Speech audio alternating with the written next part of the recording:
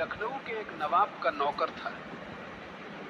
शुरुआत तो छोटी सी नौकरी से हुई थी, लेकिन कुशल आदमी, चमचागिरी में कुशल, जल्दी ही नवाब के बहुत अंतरंग लोगों में हो गया। चमचे का अर्थ होता है झूठ बोलने में कुशल। चमचे का अर्थ होता है झूठ की कला में पारंगत। चमचे का अर्थ होता है अंधे को नैनसुख कहे या अंधे को प्रज्ञाचक्षु कहे। चमचे का अर्थ होता है कुरूप को सौंदर्य की गरिमा दे, महिमा दे, गीत गाए। जो गालियों के भी योग्य नहीं है उसके लिए गीत गाए। मुल्ला जल्दी ही सीढ़ियां चढ़ा, बहुत जल्दी नवाब का सबसे अंतरंग मित्र हो गया। ऐसा अंतरंग कि नवाब उसके बिना उठे नहीं, बैठे नहीं।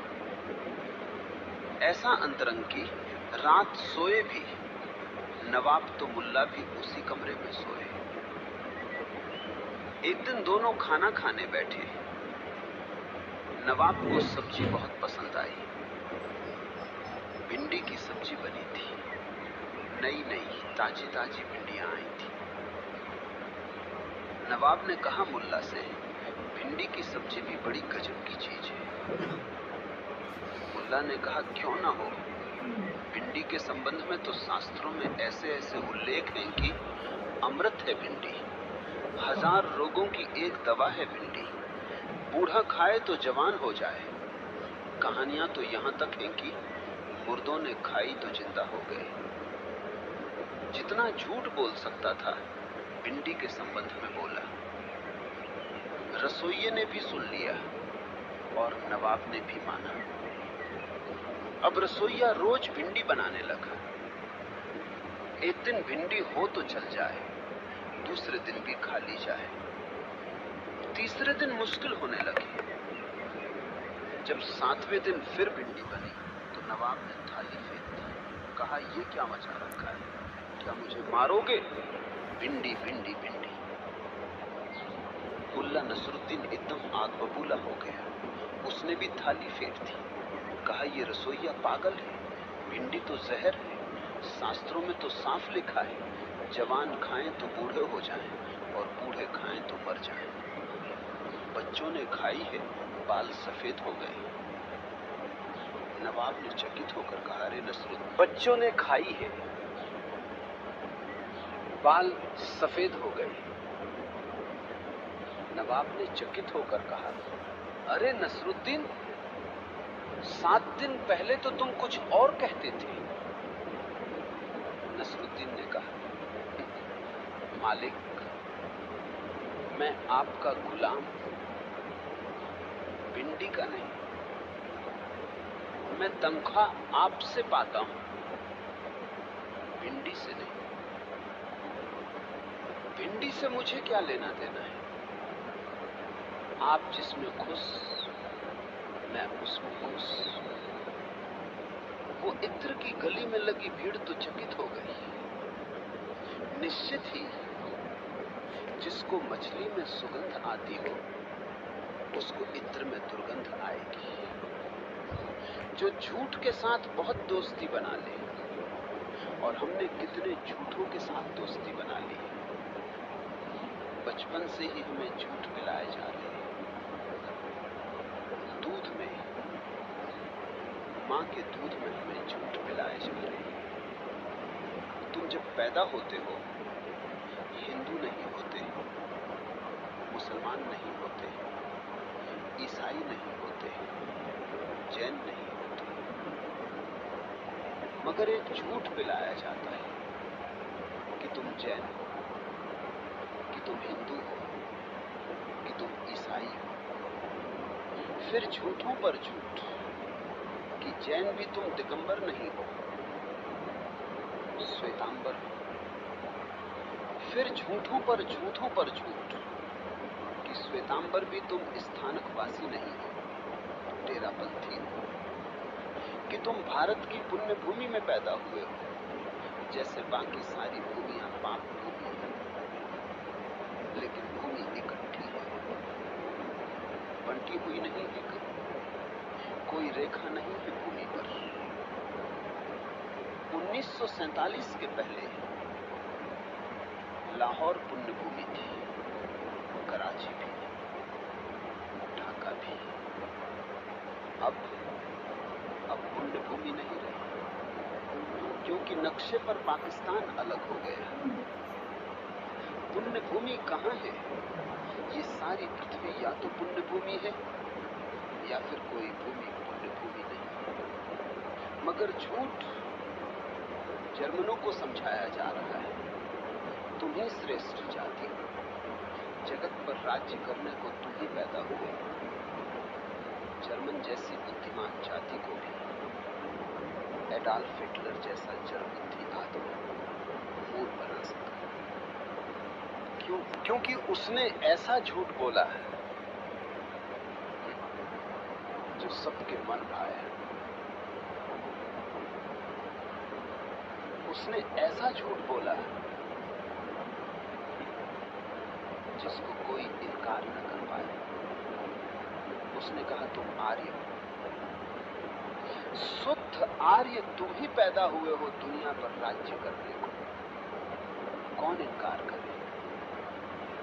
अगर कोई तुमसे ये कहे कि तुम शुद्ध आर्य हो, बस तुम ही हो शुद्ध, बाकी सारा जगत अशुद्ध है, जग के उद्धार की आशा तुम पर टिकी है, तो मन भले ही पहले कहे कि ये झूठ है, लेकिन धीरे धीरे मान लेने को तैयार हो जाता है। और जब पूरी जाति को ये बात कही जाती है तो झूठ का जहर बड़े जोर से फैलता है, भीड़ मानने लगती है। और जब भीड़ मानने लगती है तो समझदार से समझदार लोग भी मानने लगते हैं। जर्मनी का सबसे बड़ा विचारक मार्टिन हाइडेगर, जो इस सदी के बड़े से बड़े विचारकों में एक है, उसने भी एडॉल्फ हिटलर को स्वीकार कर लिया। क्यों? क्योंकि चाहे कितने ही बड़े तुम विचारक क्यों न हो, तुम्हारे भीतर वही झूठ बैठे हुए हैं जो सबके भीतर बैठे हुए हैं। और जब तुम्हारे अहंकार को कोई फुसलाता है और फुग्गे की तरह फुलाता है तो तुम एकदम राजी हो जाते हो। जर्मन जाति राजी हो गई कि दुनिया पर राज्य करने को पैदा हुए, राज्य करके रहेंगे। ये ईश्वर ने हमारे ऊपर विशेष जिम्मेवारी दी है, उत्तरदायित्व है हमारा। यहूदी सदा से मानते रहे हैं कि वे ही ईश्वर के चुने हुए लोग। इस झूठी बात के मानने के कारण सदियों सदियों सताए गए, मगर वे छोड़ते नहीं। जितने सताए गए उतने ही उन्होंने जोर से इस बात को पकड़ लिया है, क्योंकि जितने सताए गए उतना उनको भरोसा आया कि जरूर हम ईश्वर के चुने हुए आदमी, क्योंकि कहा है उनके पुराने शास्त्रों में कि ईश्वर जिसे चुनता है उसे बहुत कठिनाइयों से गुजरकर परीक्षा देनी पड़ती है। उसके लिए बड़ी चुनौतियां आती, अग्नि परीक्षाएं आती। एक बूढ़ा यहूदी ईश्वर की प्रार्थना कर रहा था और कह रहा था, हे परमपिता, तेरी हम पर सदा से अनुकंपा है। वर्षों से प्रार्थना करता रहा। एक दिन परमात्मा की आवाज आकाश से गूंजी, तूने इतनी प्रार्थना की, अब कुछ मांग ले। तो उसने कहा, एक ही बात मांगते, हमें चुने हुए काफी समय हो गए, अब आप किसी और को चुनो। अब किसी और जाति को चुन लो, अब यहूदियों का पिंड छोड़ो, क्योंकि तुमने हमें क्या चुना।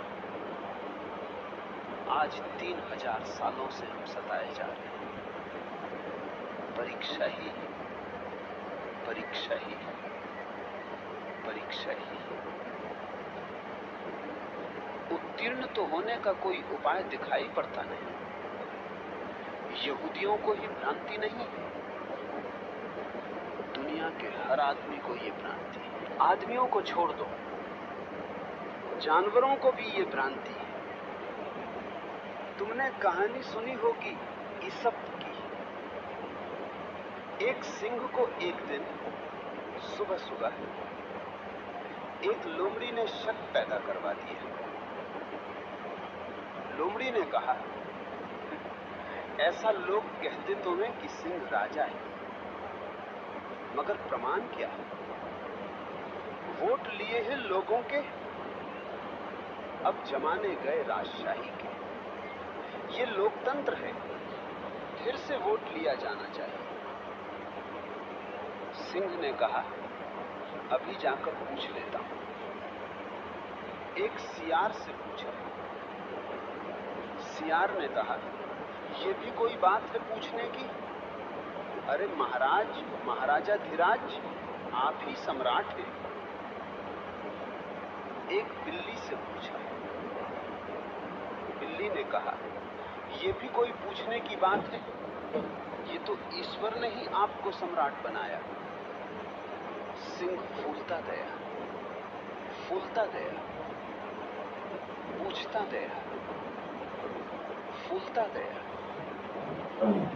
फिर उसने हाथी से पूछा। हाथी ने उसे अपनी सूंड में लपेटा और फेंक दिया कोई 50 कदम दूर। गिरा जमीन पर, हड्डी पसली टूट गई। झाड़ झूड़ कर अपने को उठकर खड़ा हुआ और कहा, भाई, अगर तुम्हें ठीक उत्तर मालूम नहीं तो कह देते। इतनी उठापटक की क्या जरूरत थी? साफ कह देते कि मुझे उत्तर मालूम नहीं। मैंने सुना है एक हाथी सुबह सुबह सर्दी के दिन धूप ले रहा है। एक चूहा भी अपनी पोल से निकल आया, वो भी हाथी के पास खड़ा होकर धूप ले रहा है। चाहता है कि हाथी का ध्यान उसकी तरफ जाए, लेकिन हाथी का ध्यान नहीं जा रहा, तो काफी चेंचें करता है, घूमता है, चारों तरफ चक्कर मारता है, जितना भी प्रचार कर सकता है करता है। आखिर हाथी को ख्याल में आता है कोई चेंचे चेंचे, कोई पैर में चोंच भी मार रहा है। तो उसने नीचे देखा, बड़े गौर से देखा, छोटी छोटी आंखें हाथी की। देखा एक चूहा जरा सा। सर्दी का समय है, फुर्सत का वक्त है, धूप लेने का समय है, कोई अड़चन नहीं है। हाथी ने कहा, मेरे भाई, तुम भी हो क्या? इतने छोटे? मैंने तो कभी सोचा भी नहीं, सपने में भी नहीं देखा कि इतना छोटा भी प्राणी होता है।